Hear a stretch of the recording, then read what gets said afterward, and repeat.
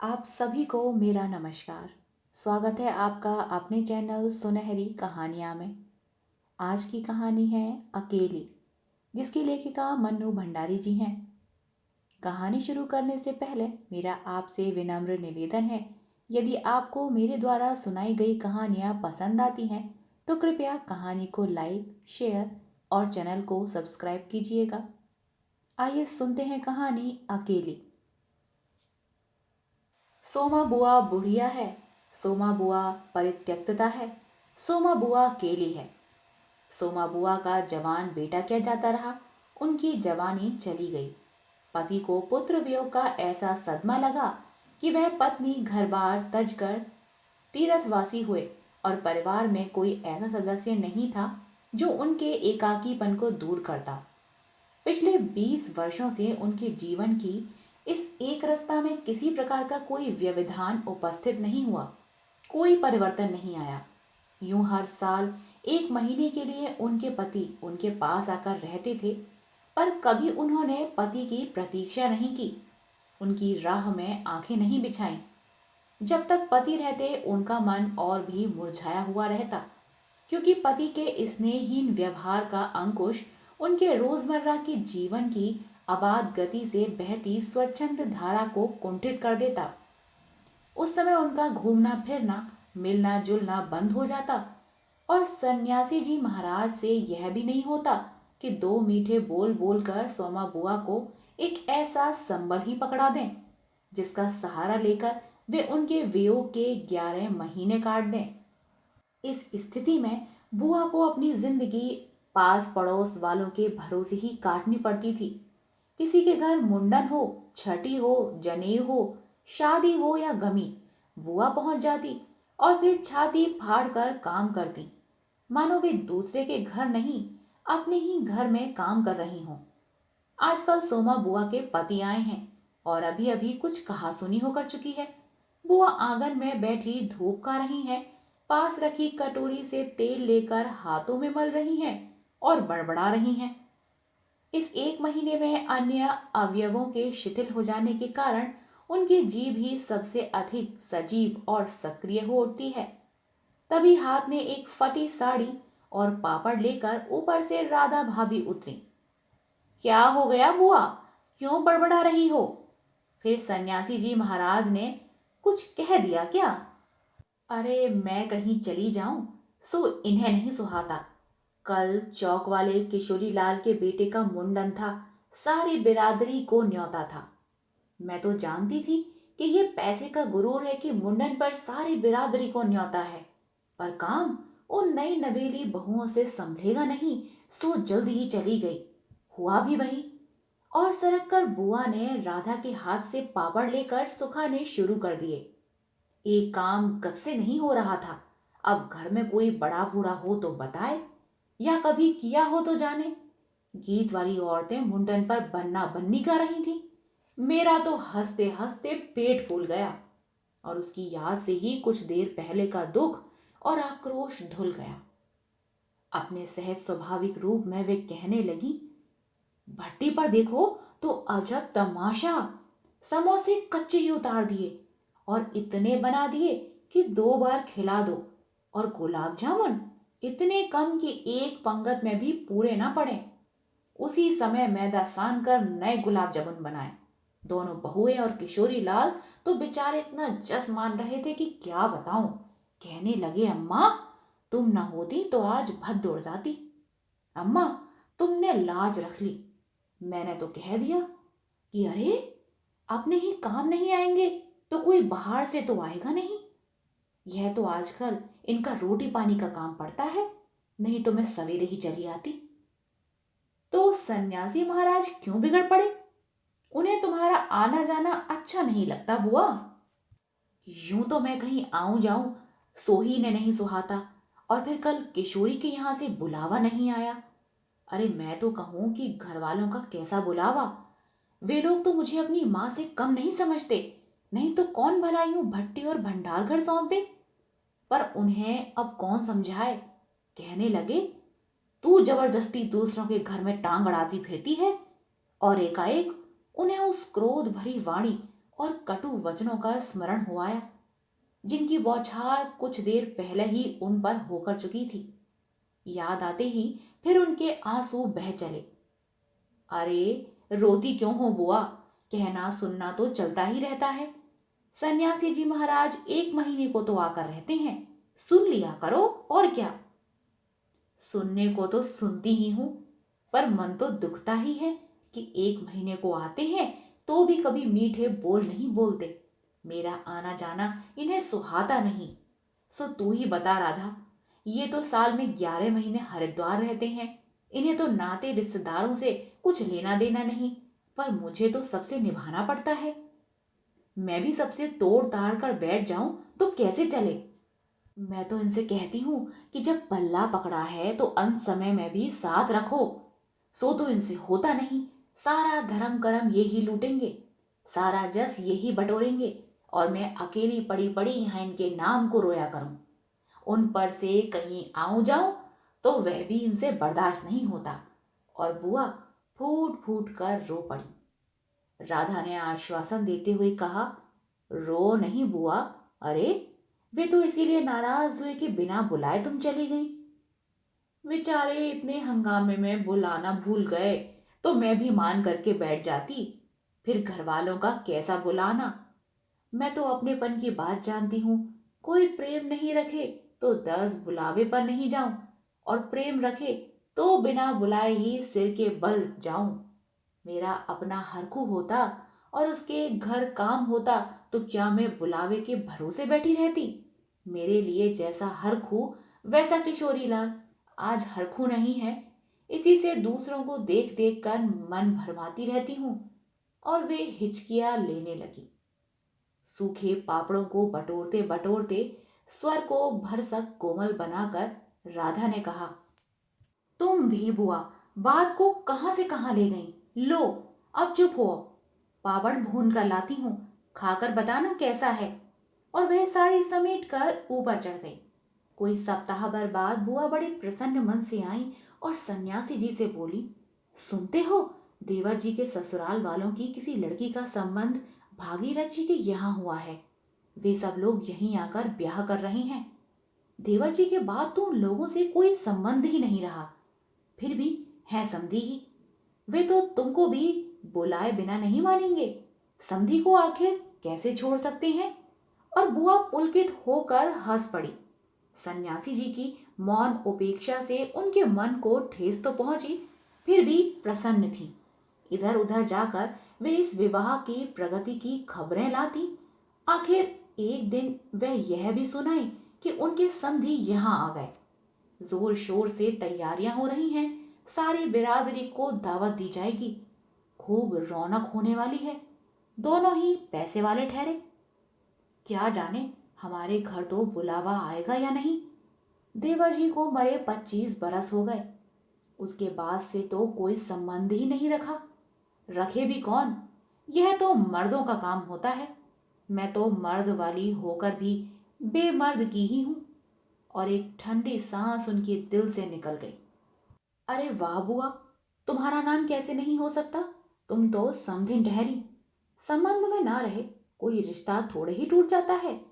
दाल पीसती हुई घर की बड़ी बहू बोली, है बुआ, नाम है, मैं तो सारी लिस्ट देख कर आई हूं। विधवा ननद बोली। बैठे ही बैठे एकदम आगे सरक कर बुआ ने बड़े उत्साह से पूछा, तू अपनी आंखों से देख कर आई है नाम?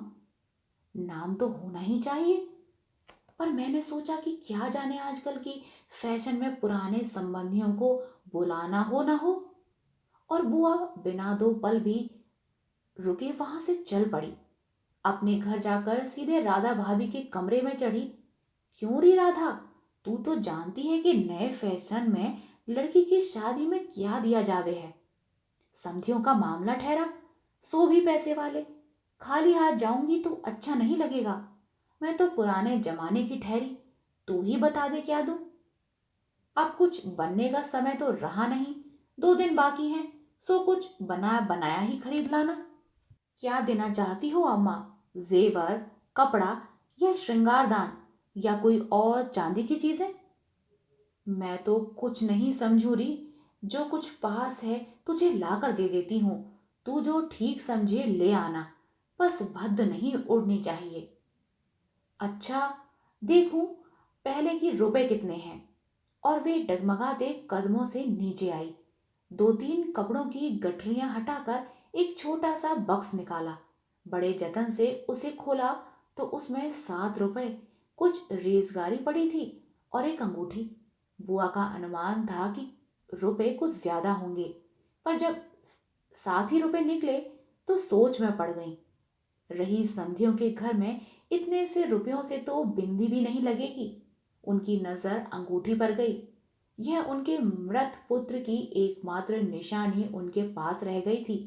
बड़े बड़े आर्थिक संकटों के समय भी वे उस अंगूठी का मोह नहीं छोड़ सकी थी। आज भी एक बार उसे उठाते समय उनका दिल धड़क गया। फिर भी उन्होंने 5 रुपए और वह अंगूठी आंचल में बांध ली, बक्स को बंद किया और फिर ऊपर को चली। पर इस बार उनके मन का उत्साह कुछ ठंडा पड़ गया था और पैरों की गति शिथिल।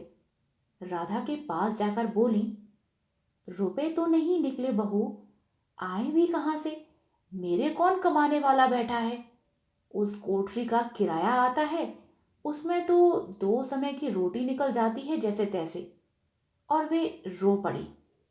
राधा ने कहा, क्या करूं बुआ, आजकल मेरा भी हाथ तंग है, नहीं तो मैं ही दे देती। अरे, पर तुम देने के चक्कर में पड़ती ही क्यों हो? आजकल तो लेने देने का रिवाज ही उठ गया। नहीं रे राधा, समधियों का मामला ठहरा। 25 बरस हो गए तो भी वे नहीं भूले, और मैं खाली हाथ जाऊं? नहीं नहीं, इससे तो ना जाऊं सो ही अच्छा। तो जाओ ही मत, चलो छुट्टी हुई। इतने लोगों में किसे पता लगेगा कि आई या नहीं? राधा ने सारी समस्या का सीधा सा हल बताते हुए कहा। बड़ा बुरा मानेंगे, सारे शहर के लोग आएंगे और मैं समधिन होकर नहीं जाऊंगी तो यही समझेंगे कि देवर जी मरे तो संबंध भी तोड़ लिया। नहीं नहीं, तू यह अंगूठी ही बेच दे। और उन्होंने आंचल की गांठ खोलकर एक पुराने जमाने की अंगूठी राधा के हाथ पर रख दी। फिर बड़ी मिन्नत के स्वर में बोली, तू तो बाजार जाती है राधा, इसे बेच देना और जो कुछ ठीक समझे खरीद लेना, बस शोभा रह जाए, इतना ख्याल रखना। गली में बुआ ने चोनी वाले की आवाज सुनी तो एकाएक ही उनकी नजर अपने हाथ की भद्दी मटमैली चूड़ियों पर जाकर टिक गई। कल समधियों के यहाँ जाना है, जेवर नहीं तो कम से कम कांच की चूड़ी तो अच्छी पहन ले। पर एक अत्यंत लाज ने उनके कदमों को रोक दिया। कोई देख लेगा तो? लेकिन दूसरे क्षण ही अपनी इस कमजोरी पर विजय पाती सी वे पीछे के दरवाजे पर पहुंच गई और 1 रुपया कलदार खर्च करके लाल हरी चूड़ियों के बंद पहन लिए। पर सारे दिन हाथों को साड़ी के आंचल से ढके ढके फिरी। शाम को राधा भाभी ने बुआ को चांदी की एक सिंदूरदानी, एक साड़ी और एक ब्लाउज का कपड़ा लाकर दे दिया। सब कुछ देख पाकर बुआ बड़ी प्रसन्न हुई और यह सोच सोच कर कि जब वे ये सब दे देंगी तो उनकी समधिन पुरानी बातों की दुहाई दे देकर उनकी मिलनसारता की कितनी प्रशंसा करेंगी। उनका मन पुलकित होने लगा। अंगूठी बेचने का गम भी जाता रहा। पास वाले बनिए के यहाँ से एक आने का पीला रंग लाकर रात में उन्होंने साड़ी रंगी। शादी में सफेद साड़ी पहनकर जाना क्या अच्छा लगेगा? रात में सोई तो मन कल की ओर दौड़ रहा था। दूसरे दिन 9 बजते बजते खाने का काम समाप्त कर डाला। अपनी रंगी हुई साड़ी देखी तो कुछ जची नहीं। फिर ऊपर राधा के पास पहुंची। क्यों राधा, तू तो रंगी साड़ी पहनती है तो बड़ी आब रहती है, चमक रहती है, इसमें तो चमक आई नहीं। तुमने कलफ जो नहीं लगाया अम्मा, थोड़ा सा मान दे देती तो अच्छा रहता। अभी दे लो, ठीक हो जाएगी। बुलावा कब का है? अरे, नए फैशन वालों की पूछो मत, ऐन मौकों पर बुलावा आता है। 5 बजे का मुहूर्त है, दिन में कभी भी आ जाएगा। राधा भाभी मन ही मन मुस्कुरा उठी। बुआ ने साड़ी में मांड लगाकर सुखा दिया। फिर एक नई थाली निकाली। अपनी जवानी के दिनों में बुना हुआ क्रोशिया का एक छोटा सा मेज पोश निकाला। थाली में साड़ी, सिंदूरदानी, एक नारियल और थोड़े से बताशे सजाए। फिर जाकर राधा को दिखाया। सन्यासी महाराज सवेरे से इस आयोजन को देख रहे थे और उन्होंने कल से लेकर आज तक कोई 25 बार चेतावनी दी थी कि यदि कोई बुलाने ना आए तो चली मत जाना, नहीं तो ठीक नहीं होगा। हर बार बुआ ने बड़े ही विश्वास के साथ कहा, मुझे क्या बावली समझ रखा है जो बिन बुलाए चली जाऊंगी। अरे वह पड़ोस वालों की नंदा अपनी आंखों से बुलावे की लिस्ट में नाम देखकर आई है, और बुलाएंगे क्यों नहीं।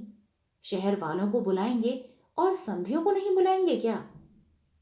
3 बजे के करीब बुआ को अनमने भाव से छत पर इधर उधर घूमते देख राधा भाभी ने आवाज लगाई, गई नहीं बुआ। एकाएक चौंकते हुए बुआ ने पूछा, कितने बज गए राधा। क्या कहा, 3? सर्दी में तो दिन का पता नहीं लगता। बजे 3 ही हैं और धूप सारी छत पर से ऐसे सिमट गई मानो शाम हो गई। फिर एकाएक जैसे ख्याल आया कि यह तो भाभी के प्रश्न का उत्तर नहीं हुआ। जरा ठंडे स्वर में बोली, मुहूर्त तो 5 बजे है, जाऊंगी तो 4 तक जाऊंगी, अभी तो 3 ही बजे हैं। बड़ी सावधानी से उन्होंने स्वर में लापरवाही का पुट दिया। बुआ छत पर से गली में नजर फैलाए खड़ी थी। उनके पीछे ही रस्सी पर धोती फैली हुई थी जिसमें कलफ लगा था और अबरक छिड़का हुआ था। अबरक के बिखरे हुए कण रह रह कर धूप में चमक जाते थे, ठीक वैसे ही जैसे किसी को भी गली में घुसता देख बुआ का चेहरा चमक उठता था। 7 बजे के धुंधल में राधा ने ऊपर से देखा तो छत की दीवार से सटी गली की ओर मुंह किए एक छाया मूर्ति दिखाई दी। उसका मन भर आया। बिना कुछ पूछे इतना ही कहा, बुआ, सर्दी में खड़ी खड़ी यहाँ क्या कर रही हो। आज खाना नहीं बनेगा क्या, 7 तो बज गए। जैसे एकाएक नींद में से जागते हुए बुआ ने पूछा, क्या कहा, 7 बज गए। फिर जैसे अपने से ही बोलते हुए पूछा, पर 7 कैसे बज सकते हैं, मुहूर्त तो 5 बजे का था। और फिर एकाएक ही सारी स्थिति को समझते हुए स्वर को भरसक संयत बनाकर बोली, अरे खाने का क्या है, अभी बना लूंगी, 2 जनों का तो खाना है, क्या खाना और क्या पकाना। फिर उन्होंने सूखी साड़ी को उतारा, नीचे जाकर अच्छी तरह उसकी तह की, धीरे धीरे हाथों की चूड़ियां खोली, थाली में सजाया हुआ सारा सामान उठाया और सारी चीजें बड़े जतन से अपने एकमात्र संदूक में रख दी और फिर बड़े ही भुजे हुए दिल से अंगीठी जलाने लगी। आप सुन रहे थे कहानी अकेली। आशा करती हूँ आपको यह कहानी पसंद आई हो। कहानी पसंद आई हो तो कृपया कहानी को लाइक, शेयर और चैनल को सब्सक्राइब कीजिएगा। मिलते हैं एक नई कहानी के साथ, तब तक के लिए धन्यवाद।